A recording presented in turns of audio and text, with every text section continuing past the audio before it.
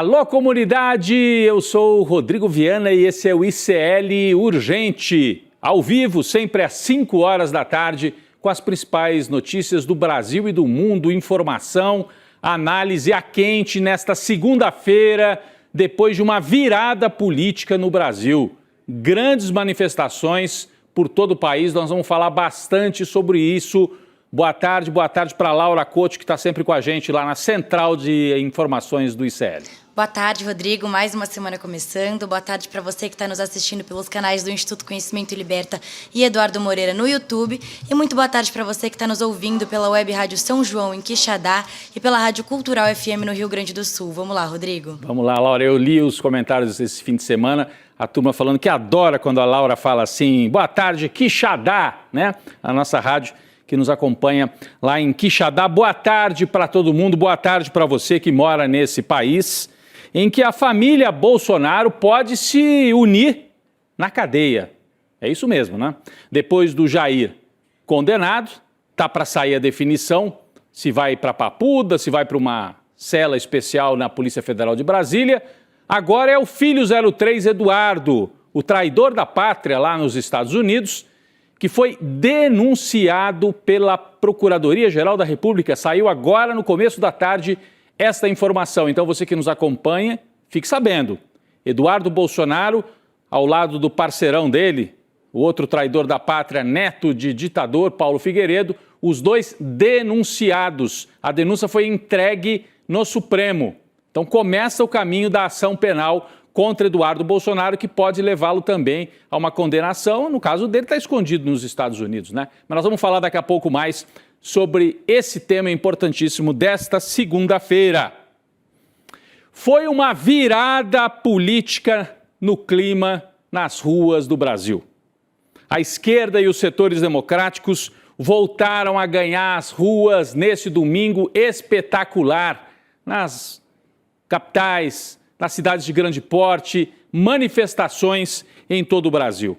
Com as cores do Brasil, o verde e amarelo, a bandeira do Brasil, que está aqui, ó, em frente ao MASP, onde eu estive com outras pessoas do ICL. Olha só a bandeira do Brasil, ao contrário dos bolsonaristas que levaram as cores dos Estados Unidos. Aqui o Rio de Janeiro, olha que maravilha, o Rio de Janeiro proporcionalmente levou mais gente às ruas do que São Paulo, né? Copacabana, o território até hoje dominado pelos bolsonaristas, voltou a ser ocupado pela esquerda. Olha essa imagem. Dá para ver que boa parte da praia, inclusive da areia, até o mar, até no mar tinha gente para acompanhar os discursos e também os shows. Aqui Salvador com Daniela Mercury, ali na região do Farol da Barra, né? Povo nas ruas também no Nordeste, em Salvador, muita gente.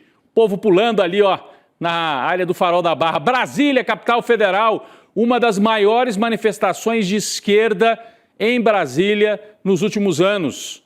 Muita gente espalhada ali pela esplanada dos ministérios, né, que tradicionalmente também nos últimos anos vinha sendo ocupada pelos golpistas e pela extrema-direita. Então, povo nas ruas em toda parte. Belo Horizonte, centro de Belo Horizonte, aquelas ruas ali, avenidas históricas ali no centro de Belo Horizonte, muita gente. No caso de Belo Horizonte, houve uma marcha mesmo, o povo saiu, né? O povo saiu pelas ruas marchando. Então, principais capitais brasileiras, povo na rua, as cores do Brasil retomadas, a bandeira brasileira também retomada. E o jogo virou. Foi a grande manchete que nós trouxemos desde ontem. O jogo virou, minha gente. Povo na rua fez o jogo político virar. Até em Curitiba, olha aí, o povo se manifestando naquela que já foi considerada a capital da direita no Brasil.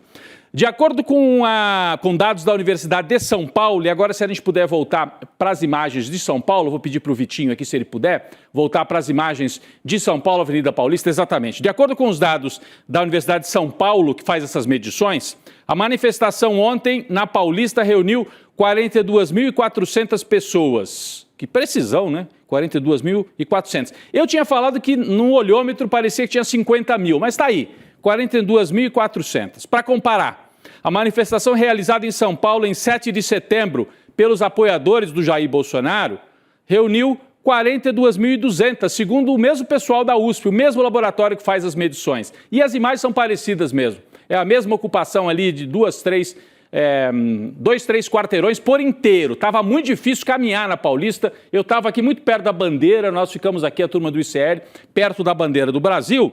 E mais do que a quantidade de pessoas e o clima, a animação, a festa, o que chama atenção também é isso aqui. O contraste, minha gente, é gigantesco e ajuda a destroçar o discurso bolsonarista. Veja só, em 7 de setembro, a bandeira dos Estados Unidos aberta na Paulista, no dia da independência do Brasil, os colonizados, o pessoal do bolsonarismo com a bandeira dos Estados Unidos. E 21 de setembro, 2 semanas depois, duas bandeiras do Brasil, uma escrita sem anistia e a outra até maior ali perto do MASP, onde a gente estava. Então, o jogo virou, os bolsonaristas ficaram sem o discurso do patriotismo. Eles se diziam os patriotas. Patriota do quê? Perderam. E também ficaram sem o discurso de antissistema, contra a corrupção, porque o que levou o pessoal da esquerda e da Frente Democrática para as ruas foi a aliança corrupta do bolsonarismo com o Centrão para aprovar PEC da bandidagem e anistia para quem não tem que ter anistia. Então esse é o contraste, é a derrubada do discurso. Os bolsonaristas vão ficar sem discurso para 2026 e essa manifestação inicia, no meu entendimento de muita gente, um novo ciclo político no Brasil. Pessoal, no Rio de Janeiro, a gente já mostrou algumas imagens, foi um momento de muita emoção no Rio de Janeiro pela presença de alguns dos maiores nomes da cultura nacional, da música brasileira. Olha aqui na tela, Gilberto Gil, Caetano Veloso, de camisa amarela, Djavan ali de camisa branca, um pouco mais atrás, Chico Buarque, que não está nesta cena, mas estava ali no palco, daqui a pouco vão aparecer outras cenas em que o Chico também estava, Paulinho da Viola, outro gênio também, por ali, né, participando da apresentação. O Chico está ali atrás, apareceu de camisa azul clara. E o momento talvez mais emocionante é esse aí, em que Chico e Gilberto Gil voltam a cantar Cálice, a histórica música composta na época da ditadura para dizer afasta de mim esse cálice. Infelizmente aqui no nosso programa a gente não pode rodar com áudio porque tem direitos autorais, aquela coisa toda, mas foi um momento de muita emoção, a praia de Copacabana lotada, cantando Cálice ao lado desses dois gênios, de todos esses gênios na verdade, alguns deles passando da casa dos 80 anos e repetindo aquela imagem de 68, quando Chico, Gil e Caetano estiveram na passeata contra a ditadura. Então, muito forte, muito emocionante a imagem que veio do Rio de Janeiro. Em São Paulo a gente tem, e aí a gente pode mostrar, porque não é música, é discurso, o Emicida falando para a multidão na Avenida Paulista. Vamos colocar aqui um trecho da fala do Emicida, várias gerações da cultura brasileira e vários estilos, dialogando com a população brasileira. Emicida, vamos lá. Nunca se esqueçam, essa cidade é nossa. A rua é nós, São Paulo. Tomemos as ruas quantas vezes for necessário para defender nossos direitos, para defender nosso povo, para defender nossa origem, para defender nossa gente, para defender nosso país, para defender nosso futuro, para defender nossa esperança, para defender um amanhã decente, para defender dignidade, para defender salário, para defender agricultura, para defender cultura, para defender ecologia, para defender o planeta. O Brasil é crucial para salvar o planeta, certo, irmão? Muito obrigado, senhoras e senhores. Espero que vocês vão com Deus para suas casas, em paz, e que a gente se encontre quantas vezes forem necessárias para lutar pelo nosso país. Sudão livre, Congo livre, Palestina livre, Brasil livre da PEC da bandidagem. É isso, Brasil livre da PEC da bandidagem. O Emicida começa ali, né, devagarzinho, de repente ele inflama a multidão ali na Avenida Paulista. Belíssima fala, trazendo também o tema da Palestina e dizendo que nós vamos sair às ruas quantas vezes forem necessárias. E um outro discurso que eu achei muito legal foi do Wagner Moura, em Salvador, gente. Porque a pauta dessa vez foi essa bandalheira de PEC da bandidagem, de centrão, de anistia para Bolsonaro. E aí a gente fica assim tentando reagir a mais um golpe que vem da direita. E o Wagner Moura fez muito bem. Ele lembrou a gente que a democracia brasileira deu demonstração de força. Então a gente tem que lutar contra esses absurdos, mas tem que louvar a força da nossa democracia. Vamos ver o que disse o grande ator Wagner Moura. Vamos lá, em Salvador. Eu hoje acordei com vontade só de vir aqui, só para dizer coisa boa. Fiquei com preguiça de falar desse congresso, fiquei com preguiça de falar de lei de desmatamento, de lei de bandidagem, de lei dessas coisas todas horríveis. Eu fiquei com vontade só de falar do momento extraordinário pelo qual passa a democracia brasileira, cara. Que é exemplo para o mundo todo. A gente que sempre cresceu dizendo nossa democracia é frágil, nossa democracia é jovem, nossa democracia botou para lenhar. Nossa democracia botou para lenhar, disse o Wagner Moura lá no Palanque em Salvador. Então a força das ruas no Brasil, o jogo virou e realmente virou no cenário político, não foi só nas ruas. Além dessa presença marcante nas principais capitais do Brasil, as críticas ao Congresso se espalharam pela internet. Com isso, os bolsonaristas perderam o domínio das narrativas nas redes sociais. A insatisfação veio, claro, na esteira da PEC da bandidagem e do requerimento de urgência para a anistia. A partir daí, a força dos bolsonaristas começou a cair nas redes sociais. A Laura Couto explica para a gente como é que a gente pode visualizar isso. Laura. A agência Palver, que monitora mais de 100 mil grupos públicos de WhatsApp, foi possível identificar que as convocações para as manifestações do dia 21 de setembro, ontem, começaram na quinta-feira, dia 18. E até o fim desse dia 18, a pauta da anistia e da blindagem no WhatsApp estava sob domínio da direita, com mensagens favoráveis à anistia e em defesa ao ex-presidente Jair Bolsonaro. Mas, a partir dessa data, a força começou a mudar de lado. As críticas à anistia cresceram, empataram o debate e depois chegaram a superar o campo bolsonarista, alcançando cerca de 60% das mensagens no momento de maior engajamento da esquerda. Na tela, a gente tem um gráfico que a Folha de São Paulo fez para exemplificar e ilustrar. Em vermelho, as mensagens nas redes que apoiam a anistia e em azul, as que são contra. E notem que o azul foi ganhando espaço do dia 4 de setembro até ontem, dia 21. E o engajamento nos grupos públicos do WhatsApp em torno da manifestação contra a anistia também superou o registrado nos atos bolsonaristas de 7 de setembro. Rodrigo. Muito bem. Então, em azul, né, as manifestações ali de quem é contra a anistia, essas manifestações foram ganhando cada vez mais espaço. Aqui aparece aqui no telão, vou até sair aqui da frente, dá para observar bem, né? Ontem foi o auge desse avanço da turma que defende a democracia. Eu gostava que as cores aqui estão invertidas, mas é isso mesmo. O vermelho é a turma do Bolsonaro, tá? E azul é a turma da democracia. O jogo virou nas redes também. De acordo com dados da agência Palver, o principal impulso para esse crescimento foi a turma dos grupos menos politizados, aquela turma do meio do caminho, né? Houve um avanço entre esse pessoal de termos como impunidade, bandidagem, corrupção, ou seja, a turma que nem é assim petista, lulista e tal, mas que ficou muito irritada com o que se viu no Congresso. Então o Centrão deu de presente para os setores democráticos esta pauta, porque são golpistas, fizeram um acordo golpista com o bolsonarismo. Outro destaque é que, mesmo sem o protagonismo de figuras do governo ou do PT nas convocações, a mobilização de redes gerou um engajamento fora do comum. O Pedro Barciela, que é nosso parceiro aqui no ICL, analista de redes, fez um levantamento importante mostrando como é que isso se deu, né? A repercussão nas redes das manifestações deste domingo foi maior do que a repercussão nas redes do 7 de setembro golpista dos bolsonaristas. Não é isso, Laura? Rodrigo, o Pedro Barciela destacou que, além do volume de menções e interações das duas manifestações, o grupo anti-bolsonarista conseguiu atrair os não polarizados para o debate do dia 21 de setembro, algo que o bolsonarismo não conseguiu no dia 7 de setembro. Enquanto ontem, 11% das interações partiram de perfis não polarizados, no dia 7 de setembro, esse volume não chegou sequer a 1%, Rodrigo. E, de acordo com o Barciela, isso significa que a pauta da PEC da blindagem atingiu usuários para além da polarização, enquanto a defesa da anistia em nenhum momento ultrapassou esse limite.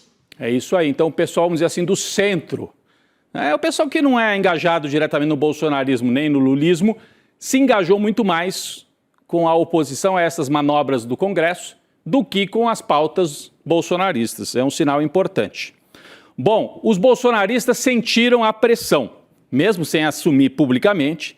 Aliados de Jair Bolsonaro, de dentro e de fora do Congresso, afirmaram que ficaram assustados com o tamanho das manifestações neste domingo. Muita gente, inclusive do campo democrático, não previa manifestações tão grandes. Então os bolsonaristas se assustaram. O local que mais impressionou os bolsonaristas foi a Avenida Paulista, com esta imagem aqui, e eu trago a manchete do Globo, né? Porque esta apuração partiu da Bela Megali. Ela falou com gente do bolsonarismo e essa imagem, com muito verde e amarelo, misturado ao vermelho dos setores mais assim da esquerda, e com muita gente na rua, um pouco a mais do que o bolsonarismo conseguiu levar no 7 de setembro, assustou os bolsonaristas, e isso está na coluna da Bela Megali. Ela colheu essas informações com políticos, né, e gente ligada ao Jair Bolsonaro. A manifestação do povo também abalou lideranças no Congresso. Menos ele, né? Hugo Mota insistiu que está certo fazer a PEC da bandidagem. Na real, ele acha que todo mundo está errado, menos ele, né? O presidente da Câmara se pronunciou hoje defendendo essa PEC, mesmo após os atos ao redor do Brasil. O Hugo Mota, diz que o debate foi distorcido, veja bem, porque a PEC ela foi articulada para conter os excessos do judiciário contra deputados. Ah, tá bom, não é para liberar de qualquer tipo de julgamento, de apuração. A fala de Hugo Mota foi feita, adivinha onde? Num evento promovido pelo Banco BTG Pactual. Sempre os mesmos, né? Sempre o BTG Pactual. Ou seja, Hugo Mota falou para Faria Lima ouvir, e falou aquilo que a Faria Lima queria ouvir. A mesma Faria Lima é envolvida em lavagem de dinheiro para o crime organizado. Olha aqui a fala do Hugo Mota, abre aspas. Nós temos deputados sendo processados por crimes de opinião. Temos deputados sendo processados por discurso na tribuna. Temos deputados sendo processados por uso das redes sociais. Essa é a realidade do país hoje. O Hugo Mota, se fosse só isso, não precisava de lei nova, porque a Constituição protege a opinião dos parlamentares. Acontece que tem parlamentar investigado por desvio de dinheiro, por emenda parlamentar, por corrupção. Tem a Flor de Lis, né, mandante de assassinato, que se essa regra que vocês aprovaram lá tivesse valendo, a Flor de Lis ainda era deputada. Então não me venha com essa, Hugo Mota. Você perdeu e as ruas mostraram essa derrota no debate público. Hugo Mota completou dizendo que o Brasil tem que tirar da frente as pautas tóxicas. A primeira pauta tóxica que eu vejo é a própria existência do Hugo Mota, que é tóxico para a democracia brasileira. Só que, curiosamente, ele não combinou com a turma dele, porque muita gente que votou na PEC da blindagem ou da bandidagem está arrependida, está com medo da reação do povo. Vários e vários parlamentares publicaram nas redes pedidos de desculpas, dizendo: me arrependi, foi mal, não entendi bem o que estava acontecendo e votei. Me desculpem. Laura Couto, um monte de gente, né, arrependido por aí. Rodrigo, eu tô rindo aqui de você falando que o Hugo Mota é tóxico, mas sim, dá pra fazer uma lista enorme de gente arrependida.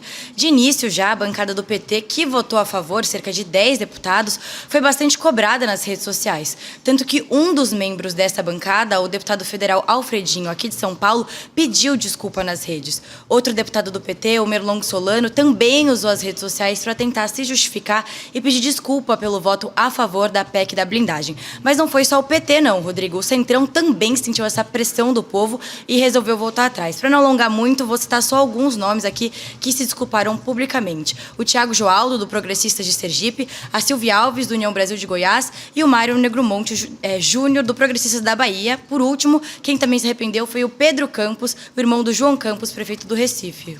Esse último aí, uma decepção, né? Pedro Campos, do PSB, né? Além dos deputados do PT também, todos têm que ser cobrados, pedindo desculpas por darem esse voto. Eles acharam que ia ficar assim, passar batido, né? E ninguém ia notar. Multidão nas ruas, o nome deles e a cobrança em cima do voto deles. É muito importante que isso aconteça, tanto com o pessoal da esquerda, centro-esquerda, como com o pessoal da direita.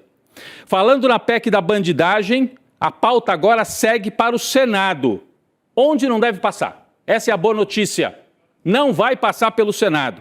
O presidente da CCJ, Comissão de Constituição e Justiça do Senado, Otto Alencar, que é de um partido de centro, olha aí o Otto Alencar na tela, já disse que por ele não passa. Ele pautou a PEC para esta quarta-feira como primeiro item da reunião da CCJ do Senado. Você sabe, né? Saiu da Câmara, tem que ir para o Senado. Primeiro passa pela Comissão de Constituição. Se morrer na comissão, nem vai para o plenário do Senado. Tanto o Otto quanto o relator deste tema no Senado, o Alessandro Vieira, que também é de um partido de centro, Os dois já se manifestaram contra o projeto de emenda à Constituição. Vamos esperar que o Senado tenha juízo e derrote rapidamente esta manobra absurda, tentativa de blindar, proteger a bandidagem e transformar o Congresso o quê? Numa casa do PCC? É gravíssimo. Bom, vamos dar uma outra notícia aqui importante. A ceia de Natal da família Bolsonaro, será que vai ser na Papuda? O Jair é capaz que esteja lá, mas pode ter mais gente, hein? A Procuradoria-Geral da República denunciou hoje à tarde ao Supremo o deputado federal Eduardo Bolsonaro e o seu papagaio de pirata, que aparece aí na fotografia, o neto de ditador Paulo Figueiredo. Eles respondem pelo crime de coação. No curso do processo, os dois estão nos Estados Unidos atormentando o Brasil com as sanções econômicas e atrapalhando a justiça brasileira. Laura Couto tem mais informações. Pois é, Rodrigo, quem podia imaginar que fazer lobby nos Estados Unidos contra o próprio país seria um crime, né? O Eduardo, ele tinha sido indiciado em agosto, depois da Polícia Federal concluir as investigações sobre a atuação dele com o governo Trump para promover sanções contra o Brasil, na forma de tarifas e também da Lei Magnitsky. E o Paulo Figueiredo também foi indiciado na mesma época pelo mesmo motivo. Agora, na denúncia de hoje, a PGR aponta que essa dupla dinâmica articulou sim os planos golpistas. Eu acho que os próprios golpistas facilitaram o trabalho da Polícia Federal, porque eles não fizeram questão nenhuma de esconder nada, né, Rodrigo? Agora, o pai do Eduardo, o ex-presidente Jair Bolsonaro, também entrou na mira da PF depois de enviar R$2 milhões via Pix para o filho nos Estados Unidos, o que podia ter sido caracterizado como financiamento do crime de coação. Mas o ex-presidente acabou não sendo denunciado no documento enviado ao Supremo hoje. Agora, Rodrigo, caso essas denúncias forem aceitas, o Eduardo vai virar réu, o que pode prejudicar a candidatura home office dele nos Estados Unidos para 2026, né? É isso. Nem home office ele vai conseguir ser candidato, Laura.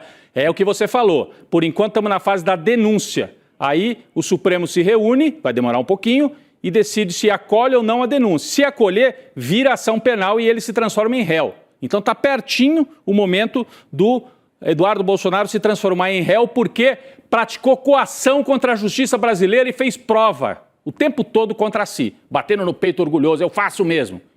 Vai virar réu, está muito perto disso. Bom, em nota assinada com o Paulo Figueiredo, Eduardo respondeu à denúncia da PGR, a gente tem um resumo da nota dos dois, aqui ó, abre aspas, esqueçam acordos obscuros ou intimidações que usaram por anos, porque não funcionam conosco. Isso vale para mais esta denúncia fajuta dos lacaios de Alexandre na PGR. Olha como é que ele chama o procurador.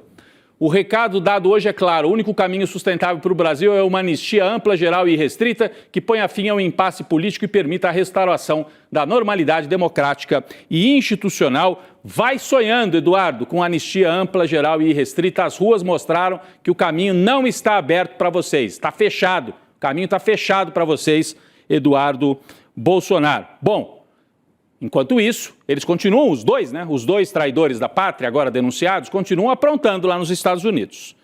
Hoje, mais sanções contra o Xandão. Dessa vez, houve sanção contra a esposa do Alexandre de Moraes. Mas eu já vou falar disso. Eu vou falar da esposa do Alexandre de Moraes, porque primeiro o Alexandre de Moraes está de olho no Bolsonaro, no Jair. Ele está pedindo que a polícia esclareça se os carros que estão entrando na casa e saindo estão sendo vistoriados. Ele está com medo que o Jair se esconda num porta-mala desses aí, ó, e fuja num carro para a Embaixada dos Estados Unidos. Ele cobrou relatórios detalhados da polícia lá do Distrito Federal. Vai ser difícil do Bolsonaro escapar da papuda ou de uma cela na PF. Logo, logo vem aí a decisão final. Bom, mas está custando caro para o Moraes, como eu falei, isso porque os ataques não param, novas sanções hoje, Lei Magnitsky, atingindo agora a advogada Viviane Barsi de Moraes, que é essa aqui na fotografia, ó, é a esposa de Alexandre de Moraes. A esposa que é também advogada. A decisão foi publicada pelo Departamento do Tesouro norte-americano, Lei Magnitsky. O secretário responsável por esse departamento, o Stock Bensant, comparou Moraes e sua esposa Viviane ao casal de criminosos Bonnie and Clyde, famosos nos Estados Unidos, né? Ao ser perguntado pela Reuters, a agência de notícias, por que sancionar a esposa de Moraes, Scott, de maneira canalha e cínica, respondeu: não há Clyde sem Bonnie. Não há Clyde sem Bonnie.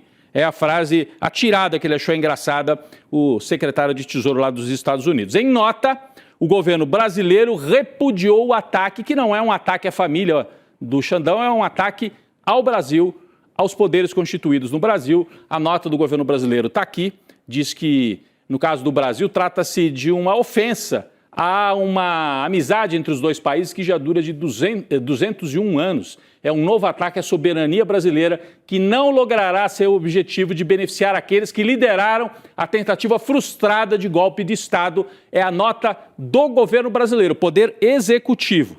O ministro Alexandre de Moraes também se manifestou. Classificou o ataque como ilegal e lamentável. Até que foi leve o Xandão na resposta, né? Lamentável é outra coisa. Isso aqui é um absurdo. Mas tudo bem, essa foi a resposta do Moraes. E olha, tá aqui a manchete, né? Não foi... A esposa do Alexandre de Moraes não foi o único alvo de hoje da Lei Magnitsky, hein, Laura? Tem outros nomes? Tem um, pelo menos, importante aí, né? Rodrigo, o advogado-geral da União, o ministro Jorge Messias, teve o visto norte-americano revogado nesta segunda-feira. Ele é o principal representante da União em questões judiciais e extrajudiciais no Brasil. O Messias afirmou hoje que as sanções aplicadas pelo governo do Donald Trump são injustas e agravam o conjunto de ações incompatíveis com as relações diplomáticas pacíficas entre Brasil e Estados Unidos. Rodrigo. Ora, importantíssimo, então, sanção também contra o Jorge Messias, ministro de Lula, é o segundo, hein? O Padilha teve aqui esse absurdo, os vistos da esposa e da filha menor de idade cassados, ele só poderia circular em 5 quarteirões no entorno da ONU, e o Jorge Messias teve o visto cassado pelas autoridades do regime antidemocrático de Donald Trump, né? Então, se agrava a crise no momento em que Lula chega a Nova York. Nesse exato momento, o presidente Lula está na sede das Nações Unidas em Nova York, reunido com algumas das principais lideranças do mundo. Ainda não é a Assembleia Geral, mas é um preparativo super importante. A conferência, convocada pela França e pela Arábia Saudita, nesta conferência o presidente Lula vai discutir o genocídio em Gaza, né? Ele foi o primeiro a denunciar que era um genocídio e vai também negociar a solução para 2 estados, um estado israelense e um estado palestino. O movimento ocorre após vários meses ao redor do globo, aliás, vários países ao redor do globo reconhecerem oficialmente o estado da Palestina. Olha só a lista nos últimos dias: Canadá, Austrália, Reino Unido, Portugal e França. Hoje, o Macron anunciou, a França oficialmente reconhece a existência da Palestina como um Estado, vai instalar embaixada lá. Onde? No meio dos escombros? Acho que em Ramallah, que fica na Cisjordânia. Mas são gestos importantíssimos acontecendo na véspera da instalação desta Assembleia Geral, onde amanhã Lula será o primeiro a discursar, seguindo a tradição. O presidente do Brasil sempre discursa e é um momento de muita tensão, porque logo depois fala o chefe do regime antidemocrático dos Estados Unidos, Donald Trump. Nós vamos acompanhar de perto tudo isso nesta terça-feira, né? Bom, importante também uma última nota sobre os Estados Unidos. O funeral de Charlie Kirk reuniu mais de 100 mil pessoas num estádio de futebol americano neste domingo. Enquanto o Brasil louvava a democracia, os Estados Unidos homenageavam alguém que foi vítima de assassinato, foi vítima de um assassinato violentíssimo, mas era um insuflador do discurso da extrema-direita. 100 mil pessoas para homenagear um extremista de direita assassinado nos Estados Unidos. Você sabe que uma das pessoas que fizeram citações, aqui, louvações a ele no Brasil ontem, o governador de São Paulo, que se apresentava como moderado, e hoje a gente não sabe nem se ele é bolsonarista, nem se ele é moderado, o que ele é. Ele está numa confusão, querendo agradar a extrema-direita e se perdendo completamente no papel. Tarcísio participando desta homenagem aí, à distância, né? Mas dessa homenagem ao Charlie Kirk. Lula falou agora há pouco na ONU, temos imagens de Lula falando nessa conferência sobre a Palestina, está aqui na tela. No N2, daqui a 5 minutinhos, você vai ter a atualização, o que disse Lula há poucos minutos nesta conferência sobre a Palestina.